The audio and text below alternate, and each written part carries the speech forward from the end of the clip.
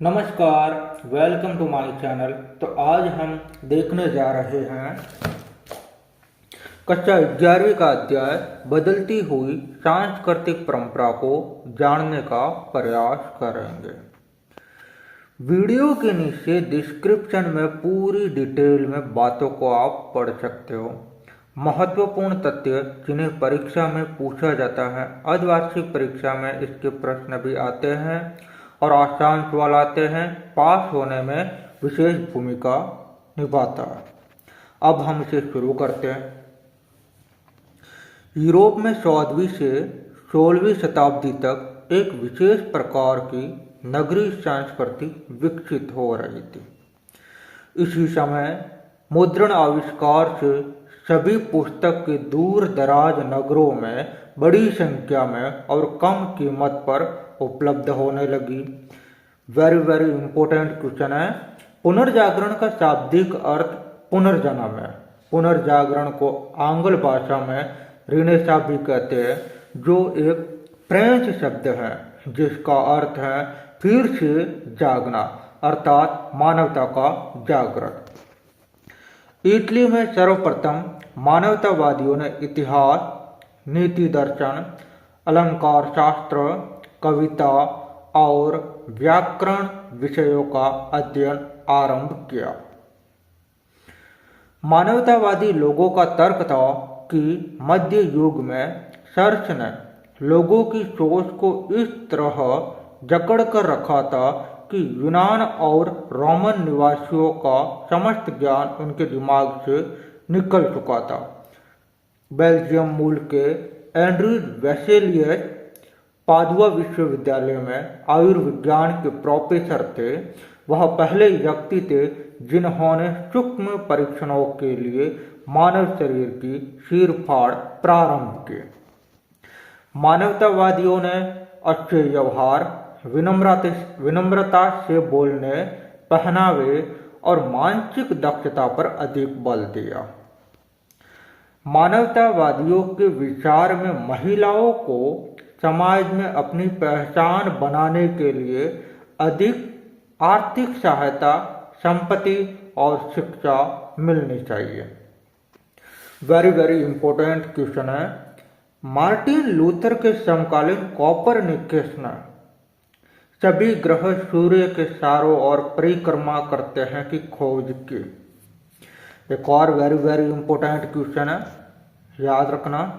Leonardo da Vinci एक बहुधनी प्रतिभा का कलाकार था। इसकी अभिरुचि वनस्पति विज्ञान, शरीर रचना विज्ञान से लेकर गणित शास्त्र और कला तक विस्तृत थी।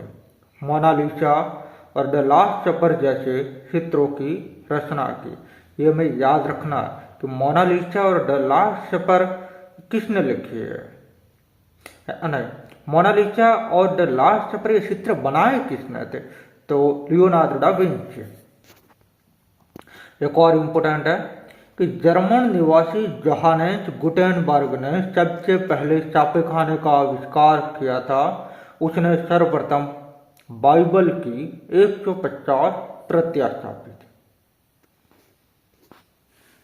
इंपॉर्टेंट प्रश्न का कि पुनर्जागरण सर्वप्रथम इटली में प्रारंभ क्यों हुआ था? यानी कि पुनर्जागरण सर्वप्रथम इटली में प्रारंभ क्या हुआ था? तो इसका उत्तर भी देख लो कि पुनर्जागरण सर्वप्रथम इटली में इसलिए हुआ क्योंकि यह प्राचीन रोमन साम्राज्य का केंद्र था। यहाँ प्राचीन ग्रीक रोमन संस्कृति की धरोहर थी। व्यापार एवं नगरों का विकास हुआ। धनी वर्ग ने कला साहित्य को संरक्षण प्रदान किया और नगर राज्य सामंतवाद व चर्च के प्रभाव से अपेक्षाकृत स्वतंत्र थे। और दांते, Petrarch, Michael Angelo, Leonardo da Vinci, Machiavelli जैसे विद्वानों का भी प्रभाव रहा। नेक्स्ट, कुछ ऐसे प्रश्न भी है इम्पोर्टेंट है जिन्हें हमें देखना है। ऐसे प्रश्नों को नज़रअंदाज नहीं करना है। तो अपनी किताब में देख रखा है कि 1390 में जेफरी चौसर की कैंटरबरी टेल्स की किताब का प्रकाशन हुआ था। अर्थात कैंटरबरी टेल्स के लेखक कौन है? Geoffrey Chaucer. दूसरा प्रश्न है, 1453 ईस्वी की घटना, इस क्षण को अच्छे से याद रखना है। 1453 ईस्वी कुस्तुनतुनिया के बाइजेंटाइन शासन को ऑटोमन तुर्कों ने पराजित किया। कुस्तुनतुनिया के बाइजेंटाइन शासन को ऑटोमन तुर्कों ने पराजित किया था। तीसरा, 1454 ईस्वी को गुटेनबर्ग ने विभाज्य टाइप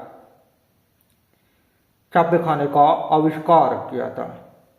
सर्वप्रथम बाइबिल का प्रकाशन किया था। यानी कि छापेखाने का आविष्कार कब किया गया? डेट भी याद रखना, 1454 गुटेनबर्ग के द्वारा। नेक्स्ट, 1492 ईस्वी को कोलंबस ने अमेरिका की खोज की, अर्थात एक नया महाद्वीप खोजा था। ये डेट भी हमें याद रखनी है, 1492 ईस्वी। फिर नेक्स्ट 1512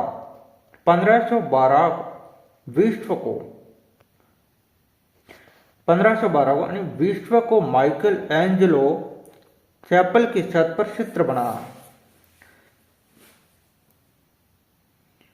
नहीं, एक मिनट, अपने को याद रखना है। 1512 को माइकल एंजेलो चैपल की छत पर चित्र बनाया था। ये सवाल भी RS में पूछा हुआ है।